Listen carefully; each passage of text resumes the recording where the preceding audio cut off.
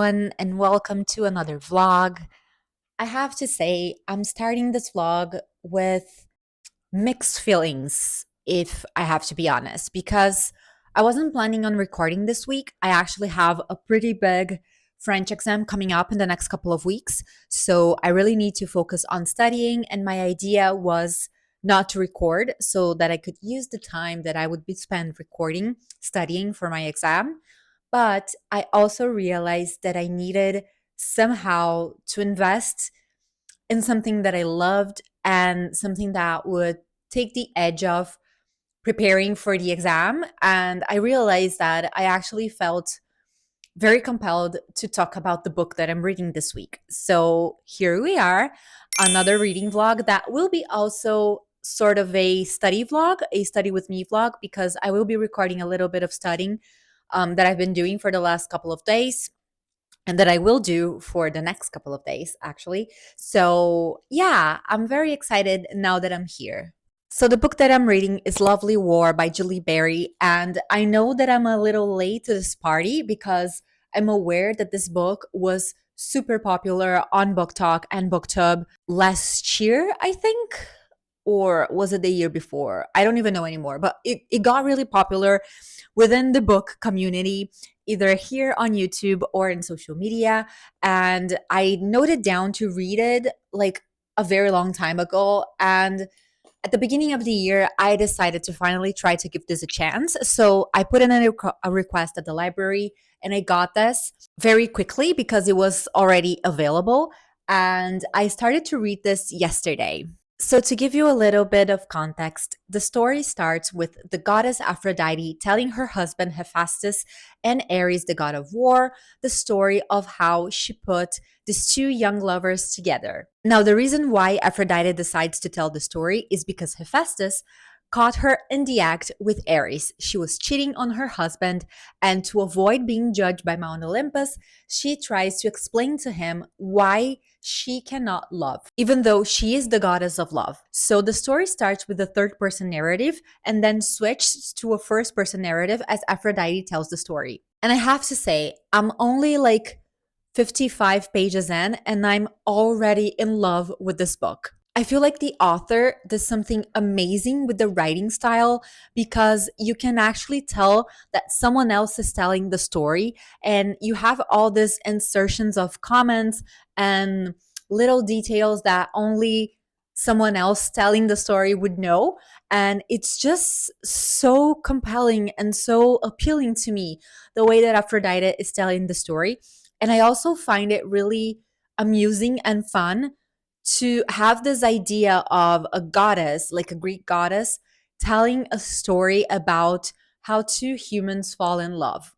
And I also have to say that this is by far the most romantic book I have ever read.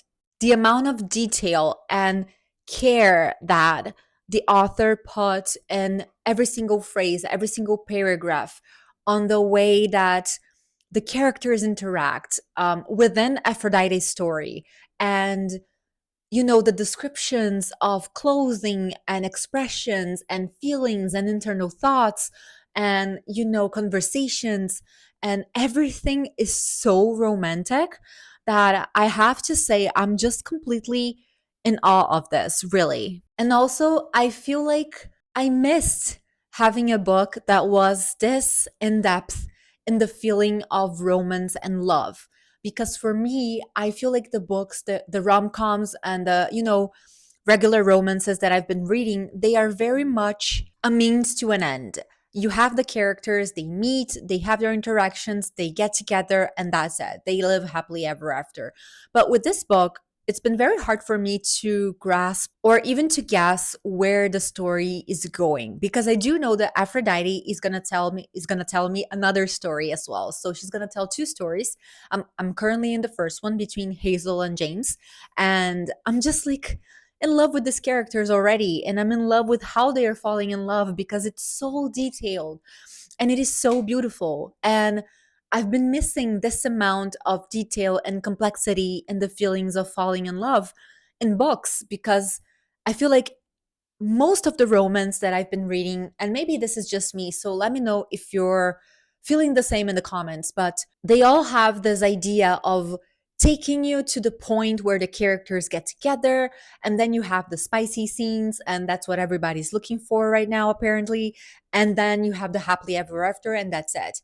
But with this book, I get to see two people falling in love through a whole new lens, which is the lens of the goddess of love. So of course that will be a lot of detail involved in this, because as Aphrodite says at the beginning of the book, this is her job. It's her job to make people fall in love, to get people together. It's what she do for a living, quote unquote. And also it's her vocation, right? So it's expected, I think, that the story would be this heavy-handed and the romance and the love aspect of it. But I don't know. I wasn't expecting this much. It's just like every single step of the of Hazel and James' journey to falling in love is so well described and so thoughtfully put in the page that I felt like I was watching this as if it was a movie, you know? And I know that there are many books that have been written in the last couple of years thinking about a movie adaptation, right? I'm not sure if this is the case, but with the way the author describes every single detail in the narrative, in the story, considering, you know, the time when the story is set. This is a World War story. We're currently Aphrodite is telling the story from 1942, so World War II is already underway. But Hazel and James' story happens while World War One is going around. So we are in 1917. So the historical aspect of it all and every single detail concerning that time, you know, that period is just so in depth and so beautifully written. And really, I'm not one to gush a lot about books that I'm currently reading, but this one really got me completely hooked from page one. So I'm really looking forward to this. Like I said, I'm still in the very beginning. I'm on page 55. There's a long way to go. This is kind of like this is like a big book considering the hardcover edition. It is a long book. It's over 500 pages if I'm not mistaken. No, 464 pages this has. So 464 pages. It is a long book. This says YA. It's important to know this is a young adult book, because Julie Berry specifically writes books for children and young adults.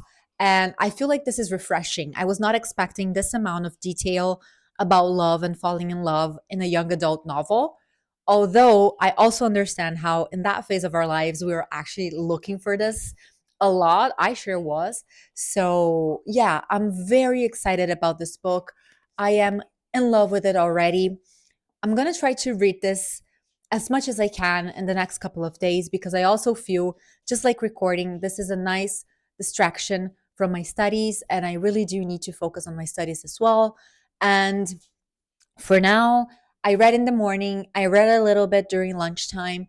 I'm going to a cafe right now to meet a friend, to work, and also to write and read a little bit. I'm going to bring my book as well, so that maybe I can have a break between meetings or between tasks, just to read a little bit more and enjoy the vibes. And hopefully, I'll have more to say when I get back. Or if not, I'm sure I'll have tons to say tomorrow morning. So, yeah, that's it from me. I'll see you later.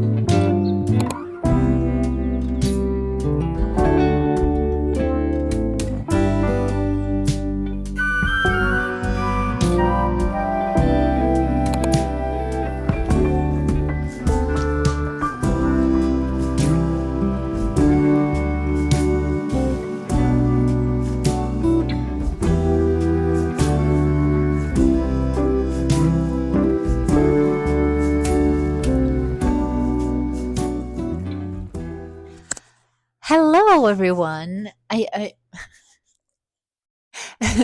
I'm back for an update on my reading of Lovely War, and I have to say, I am absolutely in love with this book. Now, I might be jumping the gun here, but I think this might take the place of my favorite book ever. And I don't say this lightly because Anna and the French Kiss is my favorite book ever, and it has been my whole life. I adore that book so much, but Lovely War is just an amazing, amazing read. I'm currently on page 136. So I read a lot since yesterday, like over 70 pages, I think, if my math is correct. But it is super easy to read. It is way more deep and profound than what I was expecting. I'm actually not sure what I was expecting exactly because I really had no expectations toward this book. I only knew that it got very popular on Book Talk and BookTube. I really went in this with a very superficial notion of what the story covered, but now that I'm almost halfway through, I can say that I really did not expect the depth in which this book would explore some subjects regarding war. And we're talking about the First World War here, okay? So this was a very, very dark time for humanity. And the way that the author portrays and mentions the horrors that happened that time, and even questions of race and, women's rights and just the overall dynamic of war is so amazing. I have to say, I was really not expecting this. Another thing that I was very surprised and positively surprised about is that the story is being told by Aphrodite, like I said before. So the goddess of love is the one mainly telling the story, right? But she asks help, she asks other gods for help. So we have Apollo telling a bit of the story. We have Ares telling a little bit of the story, and we have Hades, the Lord of the Underworld, telling the story. And the thing that baffles me the most about this is that the author had to kind of like develop many different writing styles to match each of these characters' voices while they were telling the story. So right now I can already tell what makes Eris's voice unique and what makes Aphrodite's voice unique. And I just got to a part with Hades, so I can now understand a little better what Hades values and how he speaks when he's telling the story. And this is just so fascinating for me. Also, I think that because this is a historical romance, like a very history fueled story through and through, I just guess that it has that extra appeal for me because I really love like historical pieces, historical books, and even movies and TV shows. I love this type of content. So for me, this is like a 10 out of 10 already. I don't want to say too much because I don't want to spoil this for anyone, as well as I still don't know how it ends. So I'm only almost halfway through. So it will be a little while longer before I have a formed opinion on this. But I have to say that I am really, really enjoying this read. And I'm so happy that I'm recording the process of reading this because it's been a while since I read a book that really surprised me in a very good way and inspired me with its writing and had a different take on romance and love, and it's just so refreshing. I have to say it is really refreshing. I feel like I didn't understood how much romance books were all sort of like the same structure, but we know with slightly different details. So one is like a small town romance, the other is an enemies to lovers, quote unquote. The other is sunshine meets grumpy or whatever it is, but the structure is always the same. And for this one, I feel like it just, is just so out of that it's really impressing me very much. And I'm already so enamored by this. I swear to you. I'm loving this so much. It's been such a fun read. and also so sensitive and so touching in so many ways. And anyway, I feel like I'm just showering this with compliments by this point, but it really is a book that is impressing me a lot. And I'm just very happy to be reading this right now. So, this is my update for this reading. Now, regarding my study schedule, I'm also very glad with how much I studied the past couple of days. Yesterday, I did some reading exercises, and I've been reading a lot of like news pieces and articles, and then writing down vocabulary and trying to be more in touch with everyday French, which I know really helps with the exams. So that's what I did. And then at night, I did some classes from a course that I have in French as well. So it was a very productive study day. And today as well, I already started. I've been watching a lot of vlogs in French, especially from French people that are trying to teach the language to foreigners. So, which is like a plus for me. So, we have like many vlogs that are, vlogs that we like or that I like at least. The weeks in my life, the resetting my home, the resetting my schedule, and all of that. And but they are in French and they have French subtitles, so it's a great listening exercise as well as for vocabulary. So I've been watching a lot of vlogs. So I watched one of those this morning, and I made my notes on vocabulary and interesting phrases and whatever else caught my attention with the language and the person speaking. So that was very good. And I feel like this afternoon I'll have a few minutes after some meetings that I have to study a little bit more. So I'm going to squeeze in some more study there and do everything else that I have to do regarding life for the rest of the day. So this is it from me for right now. I really hope I'm going to be able to read this more at night. And I decided to extend this vlog until tomorrow morning so that I have more to read and more to say. So I will definitely see you later.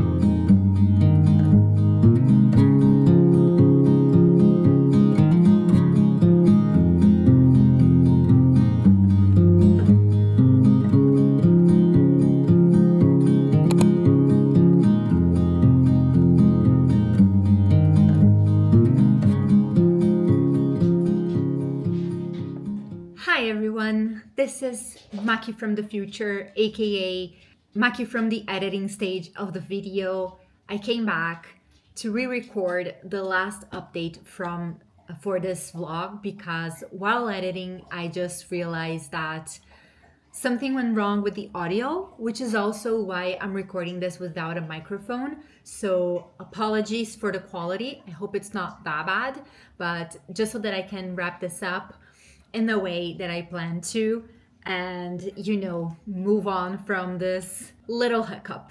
Anyway, as you probably guessed, I haven't finished reading Lovely Wars yet, but I am absolutely in love with this book. I know I said this many times during this vlog, but really, I'm just so impressed with the writing style and the historical details and the characters. We follow so many characters in the story, mostly the ones telling the story to the reader. And it's so impressive how the author developed these different voices and different writing styles for each one, and how she's growing each one of her human characters and how the story is developing so far. It's such a deep story, such a profound story. And I cannot imagine any of these characters being in harm's way. I'm just so attached to them already. And as of right now, I am on page 212, so 212. I'm almost halfway done with the book, a little bit before the halfway mark. So I still have a long way to go with this, but so far, 10 out of 10. I'm pretty sure this will be my first 5-star book of the year. So I'm very, very happy with this. I really feel like Julie Berry did an amazing work. I did skim through a few of the last pages, and I know that there are some historical notes regarding this. So I'm pretty interested in reading this and understanding more about her research process to write this. So, yes, I am already telling everyone that I know to read this book because I feel like it's an amazing book. It's so amazing. I'm so enamored by it. And, I could probably stay here showering this with compliments for the rest of the day. But all I wanted to say was that I still have a long way to go. I still have a lot to read. I'm not sure yet how the story is gonna go, which is very surprising and very nice. I really like this, not knowing where the story is going, like not having that predictability about the story. So, yay for that. And yes, I am now going to go back to the editing table, finish editing this video so that I can upload this tomorrow. And I really hope you enjoyed this video. Thank you so, so much for watching. I hope you like this. This was more of like a somewhat cozy reading vlog, like I said at the beginning, while I was trying to read this huge, amazing book while working my 9 to 5 and studying French for my exams. So it was a little bit of a crazy week. I only had a few days to record and to read this, but yeah, I think this went okay, right? Let me know in the comments what you're reading right now. I'd love to read your recommendation as well, and I will see you on the next one. Until then, keep writing. Bye.